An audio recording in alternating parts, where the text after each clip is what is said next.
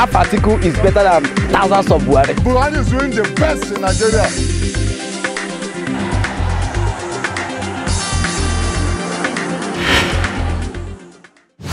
And the election cycle continues. While the campaigning may be over, the voting may be over, the collation over, announcement of results over. Well, the other part that is left is the litigations. That's why the Election Petitions Tribunal was set up, because after elections, especially the voting process, a lot of people who are aggrieved will definitely try to get quote-unquote their stolen mandate. You are watching Dance of Democracy right here on Roots TV Nigeria. I'm Gloria Oje-Emode, and we are having that conversation. What happens next after all of the voting has happened? Just a few days ago, certificates of return were issued to senators-elect and House of Representatives-elect. A lot of names were missing. In fact, a very prominent name was missing.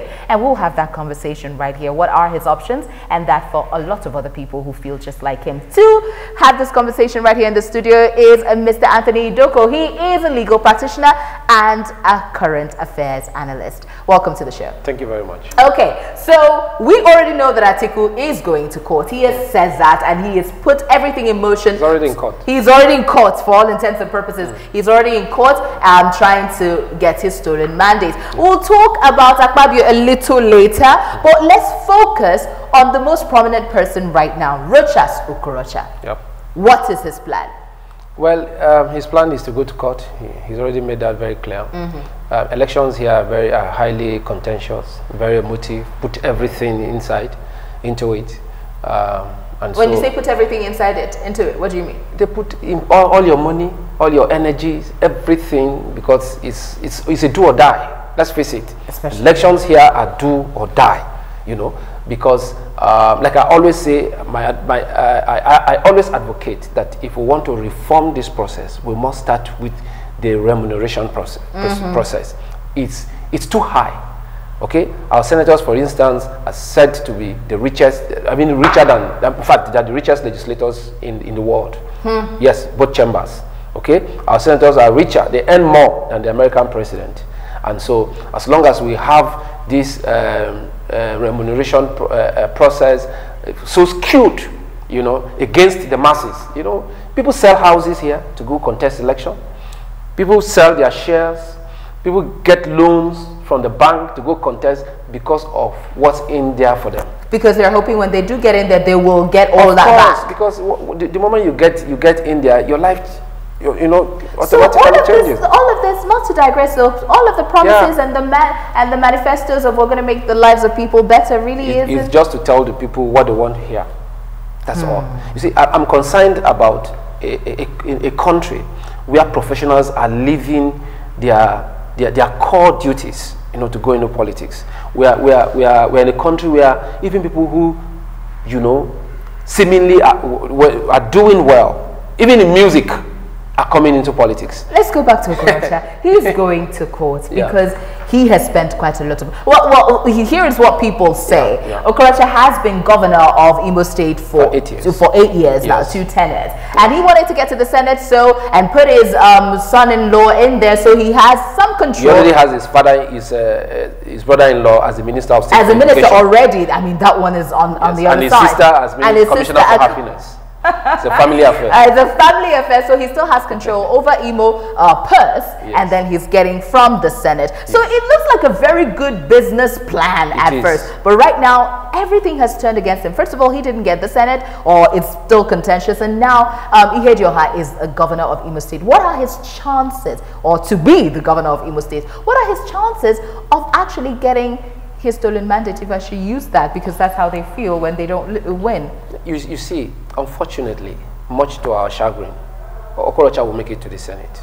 What? Yes, you believe so? Yeah, no, he will. What INEC has done is wrong. It's wrong in law. Please explain it to us. Now, Section 75 of the Electoral Act provides clearly that once you contest for an election and you win, if you have been declared winner, even if you did not win, because what we have, for me, we have a lot of people that think they are winners, but they've just been declared winners.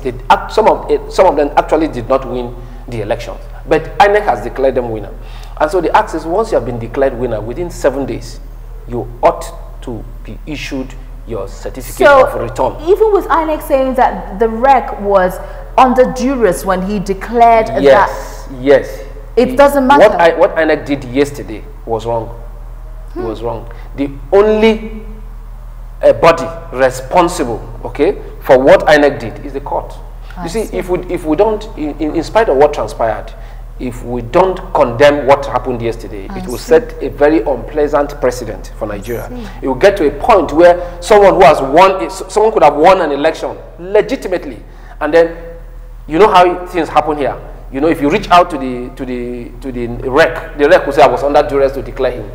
Okay, and then he will not be issued certificate of return, and anything can happen. That's a terrible door to open. Yes. So we must not go along that way. We must leave that lane. Okay. So it has happened. The mistake has been made. The man was put under pressure. But the good thing is that he has come out to admit that he was under pressure. So that's. Well, how does that play? Here's the thing. How does that play out? Because to be honest with you, if he does win, there's another part to this conversation. You could actually put a rec on the pressure and he will declare a result you want. And that means you have the right, you can win. It's another method of rigging. Yes. So that's why I said the only options open to the second person, whoever came second in that election, is to go to the tribunal. Because as it is, it's not good for Rochas. It's not good for Rochas. That's very bad for him because the rec has already made an admission that he was under duress and it's on record. So that's good for the tribunal. But the tribunal, I'm sure, will do a good job. The tribunal, since this is on record, it's in the public domain. The tribunal might just knock out Rochas and hand over and give an order for a certificate of return to be issued to whoever. I really want to see how this plays out because with what you had just presented, yes. I think the tribunal has a very complex issue before them because legally he's supposed to be declared, he's supposed to receive his certificate of return according to you. Yes. But then, what really if this man was, I'm not saying he was or wasn't, but by his account, this happened. The rec. I mean, like I said, it opens a door for rigging. Let's move on to Akpabio. Akpabio is a big deal. I remember, I was there at the issuing of the certificate of return to the senators. And when Chris Ekpenyong, the person who defeated Akpabio, came up, there was a lot of chanting. There was a lot of fanfare. Now, what can Akpabio do? I heard that he withdrew his case from the court. Does that mean it's over? Forget all about it, or does he still want to go to court? No, but I think the step he took was wrong. Which step was that? Yes, because election has been concluded. Okay. Winner has been declared. You cannot go to court to get an order to stop INEC from issuing certificate of return. That's wrong. That's like going through the back door. Okay. After election has been, the winner has been declared, your only result is to go to election petitions tribunal, not to go to court. So I think being a senior member of the bar himself, I think he reason prevailed and he decided not, because it was embarrassing. It was quite embarrassing. It had not happened before, So I think his only chance is to go to the tribunal. If he feels aggrieved that maybe justice wasn't done in his case, like he's alleged, so the tribunal is his only option and not to go to a court. He cannot go to court. Court can only handle perhaps pre-election matters, but not post-election. Post-election. This is a post-election. This is post-election matter. Do you think he's going to go to the tribunal? Well, I don't see Akpabio certainly, because even as at yesterday, I listened to him. He issued a press conference and he still said, press statement, and he said he still believe that he was rigged out, but he kept mentioning the word rigged out. Kept mentioning again. And I understand that Mike Guinea said he's going to speak after all of this drama. Why Mikey Guinea in particular? Because Mikey Guinea is the Akwa Ibom commissioner, the INEC commissioner. Yes, but in charge. He believes. And Mike Guinea, from a lot of statements that have been coming out, I believe in him because I knew him before he became INEC commissioner. I see. Yes, he's been in this electoral advocacy and all of that. The reason I asked why, I think it comes with some measure of integrity. Yes, the reason I have asked why he's targeted Mikey Guinea is, why is he not targeting his opponent and saying, I was rigged out of this process by my opponent? Why go after the rest?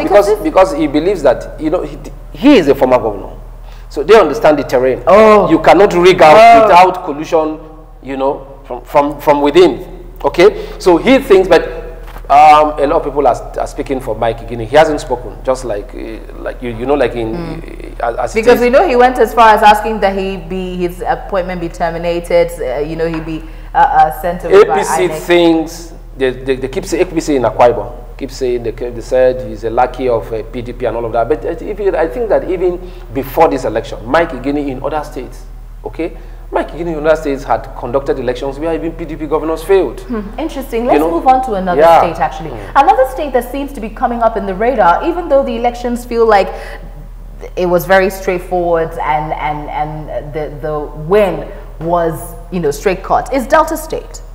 Okay. Delta State. Well, of course, we have heard the opposition say they're very uncomfortable with the results that came. I mean, there was almost a 700,000 vote margin between the governor and Great Oboru, who is from the APC. Do you think Great is going to go to court? Do you think he's going to challenge this, or he's just going to go get some rest? Well, it's just a tradition to go to court. A tradition? Yeah, it's a tradition. His party will even ask him to go to court. But if you can discern politically, how did you think that APC was going to win Delta? It's not possible. I mean, those are core PDP states, not with a man like Ibori, who is loved by his people, no matter what you have against him. Okay, and there are sometimes the voting pattern. Okay, sometimes it reflects party. Love for party, sometimes for the individual, and in a state like Delta, I even know. Okay, Great Uboru is from the Urobos. Yes. Central also, they have the majority. Yes, they have the Urobos. That is why I said to you. But I know a lot of Urobos, even in Abuja here. When you speak with them, you know, before the election, they all said, look, there's no way they're going to vote for Uboru. They preferred the guy who is in the minority, the guy who is from is it this east also, the north also? No, Delta North. The governor who is from the Delta North. Because that is a PDP state. For them, that's a PDP state. You know, sometimes you can be loved, and then maybe if they find you on a platform that they don't like, okay, finally, let's do Kano. Let's talk about Kano. Kano is inconclusive, and of course there'll be runoffs and all of that. But did Kano surprise you? Do you think anybody from Kano was a huge surprise. It was a huge surprise for a lot of people. I didn't expect it. I thought it was going to be a landslide, particularly for Ganduje. Yes. You know, particularly given the fact that the PDP candidate is even relatively unknown. We don't know him. He's not one juggernaut, one strong politician who was on ground, you know. So I thought, and because Ganduje had boasted that I was going to give Buhari 5 million votes. You see, this election sprang a lot of surprises for a lot of people, you know. So many of them, you know, I believe, I don't know, they just had this opinion, very some good opinion about themselves. You know, they promised to deliver. They call it delusions of grandeur. They call it delusions of grandeur. Some didn't even promise to deliver their states. They promised to deliver their regions.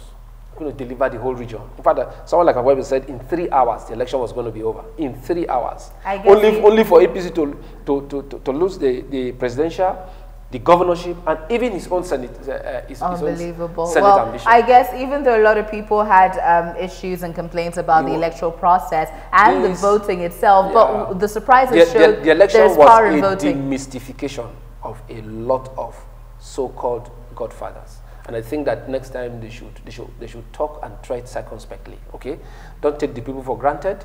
Don't think that because the people love you or they loved you, and they've been following you in the past. You don't take them for granted. Don't think that they're in your pocket, and whenever you say move here, they will just move here like they are shepherds. I think Saraki learned that lesson the hard way, obviously. Exactly. A big thank you to you, Mr. Idoko, for taking our time to talk to us. We'll clearly keep talking about the fallout of this election, because a whole lot of things will be developing as the days go by. Go ahead and give us your comments on the comment section of this video, and don't forget to follow our social media platforms. I'm Gloria Ojemodi. You stay here on Roots TV Nigeria.